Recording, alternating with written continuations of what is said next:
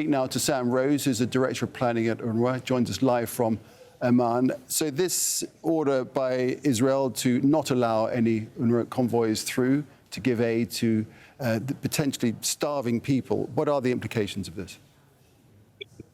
The implications are dramatic, coming after 5.5 months of a relentless war. An independent authority warned last week of imminent famine. People are already dying of starvation up in the north, and this is essentially a death sentence on many of those people. I'm here in Rafah, not in Amman, and the situation, the bombings are relentless everywhere, but the situation, conditions particularly harsh in the northern Gaza Strip, where we estimate there are about 250,000 people who've been trapped there for about 5.5 months. UNRWA is by far the largest aid organization inside Gaza, so blocking UNRWA from delivering up there, as I say, just worsens the conditions and is a deliberate obstruction, as my boss said, the Commissioner General of UNRWA, a deliberate obstruction of life-saving assistance for a population that is already facing famine and starvation. So simply more people will die. Of course, you have had incredibly limited access anyway, so I guess this is Israel doubling down on a policy already in place, right?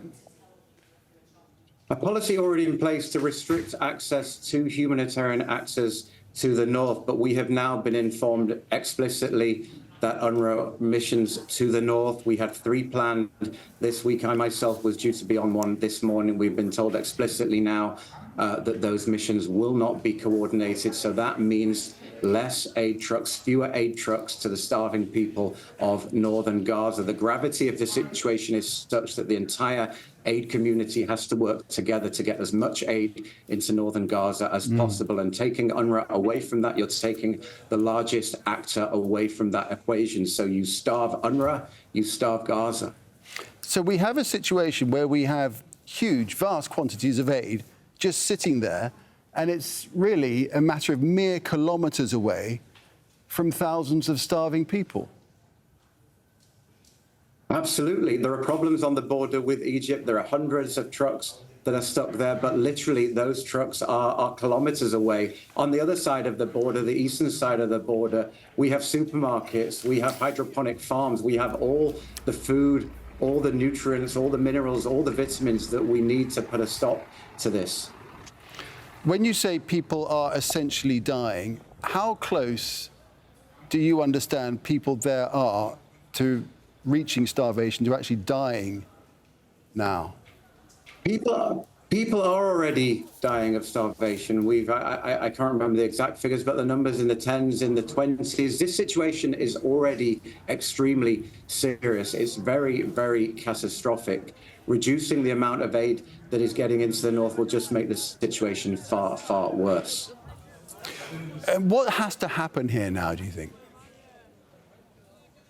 What has to happen is that there has to be pressure put on Israel to reverse this decision. There has to be an immediate and a sustained increase in access to northern Gaza to allow the humanitarian community, including UNRWA. This isn't about UNRWA, but UNRWA simply is by far the largest humanitarian organization inside Gaza. The entire aid community working together to get as much aid into northern Gaza as quickly as possible. If we do this, we can stop this. But if we don't do it, we've been warning for months what would happen. We're now starting to see it happen. Has Israel given any reason for its decision? And tell us a little bit about what the process of approval is.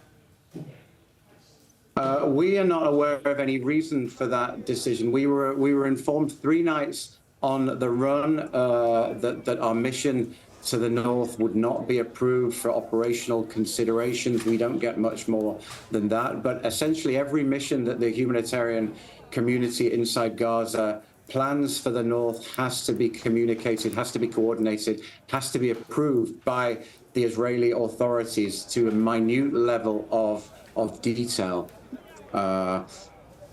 That happens typically about 24 hours before the missions are due to happen, and we get informed a couple of hours before whether or not it's going to go ahead. So the trucks were ready, the materials were ready, I myself was ready, our drivers were ready, and we were stood down. Are you getting any indication that any pressure from the United States is being put on Israel to try and enforce them to allow for more aid in? We are calling on all member states that have influence on Israel to put that pressure on. They are the entities that can influence this. The United Nations Secretary General was in Rafah yesterday. He passed the same message on. As of now, we're not seeing it having any effect, but it's absolutely urgent and critical. It couldn't be more critical that this decision be reversed. Indeed. All right, Sam Rose, we're going to leave it there. Sam Rose, the Director of Planning at UNRWA, joining us from Rafah. Thank you.